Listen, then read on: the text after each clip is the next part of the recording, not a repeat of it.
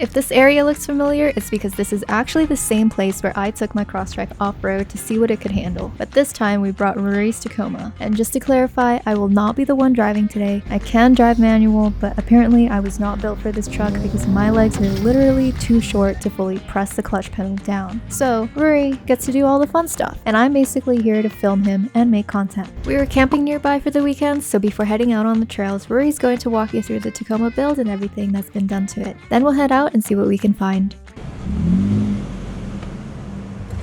Alright, so this is my 2017 Toyota Tacoma TRD Sport, but it has had a lot of modifications done to it. So let's walk through some of those. At the front, we have a coastal off-road high clearance front bumper, and we have a set of dial dynamic fogs and spotlights. We have a Smitty-built 10,000-pound winch with a factor 55 winch block. Have a light bar in the front and have a front bumper camera here, which is hooked up to the Wolf Box dash camera. It has 3 cameras, has a dash camera on the mirror, front bumper camera, and then a rear camera. So all around we have Nitto trail grapplers, 35-inch tires by 12.5 on a 16-inch 5 FN 5-star wheel. Underneath that we have full Elka 2.5 external reservoir shocks all the way around, along with AccuTune adjustable upper control arms. Also have Total Chaos spindle gussets in there. We have the RCI rock sliders. I believe they're up at a 30-degree angle it is. A Prinsu Pro roof rack with a light bar up top. In the back here we have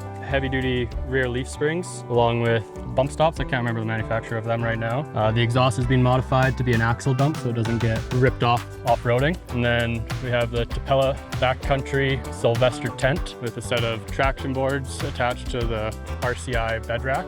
In the back here we have an RCI rear bumper, a high clearance rear bumper, along with the rigged supply tire swing out. So that mounts my spare 35-inch tire. Right here is the rear camera that hooks into the Wolfbox mirror. Around this side we have the Roto packs. I think this is a 15-gallon, and then I also have a 7-gallon water jug that I usually have on here. Right now it's at camp. Moving inside, I've replaced all the lights with LEDs. It's a 6-speed manual from factory, and here's the digital Wolfbox Tri-Pro mirror, G900 Tri-Pro. So that hooks up all the cameras. I've also upgraded or put a module in the factory stereo, so now I have wireless Apple CarPlay, which is really nice. It has a rear e-locker from a TRD off-road installed, and then it does have a front air locker, an ARB air locker, but I don't have a compressor to be able to run it right now. But the locker is there if I decide to put a compressor in. It has been re-geared with 529s to account for the 35-inch tires. The back seat space isn't extremely usable, so I removed the seats and eventually plan to build a nice platform back there. But at the moment I have some MOLLE packs attached to the back of my seat that we keep our bear spray, a first aid kit, some tools, some toilet paper if you're out on the trails, hand wipes, everything like that. And then also have the Milwaukee air compressor in here right now in case you need to air up or air down further for an obstacle, or if I need to put the spare on and get that to the proper pressures. I'm not sure of the exact ground clearance. Right now it does just have the factory skid plate, so that's something I do want to upgrade, is get a full engine, transmission, skid plate, fuel tank skid plate. It'd be nice to put an oversized fuel tank in because this does not get very good gas mileage, so it'd be nice to have a bigger gas tank. We'd also like to get a rear diff skid plate and eventually do a new rear bumper that has the swing out attached to it, because during this trip we've had no issues on the front end, but we have had issues on the back on the departure angle for smashing the tire carrier hitch off the ground. That would be an upgrade down the line that I would like to do to gain a little bit more ground clearance.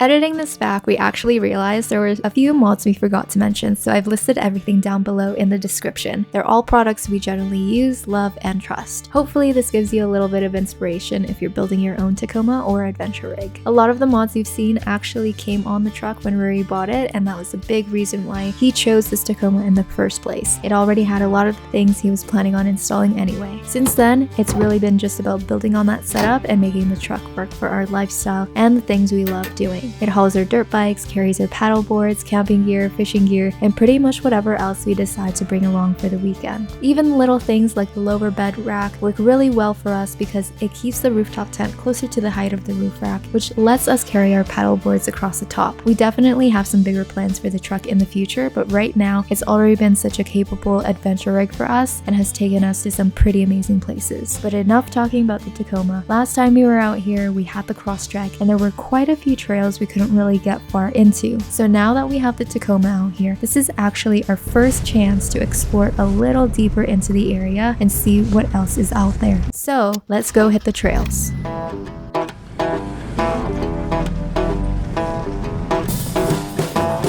When we were here with the Crosstrek, there were quite a few trails I wasn't comfortable taking it down. So this time we basically just picked a direction and started exploring.